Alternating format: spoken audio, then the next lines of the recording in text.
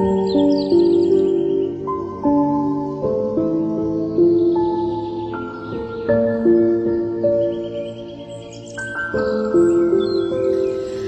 আমি তোমাদের আমার শৈশবের মাঠটা ঘুরে দেখাবো, চলো।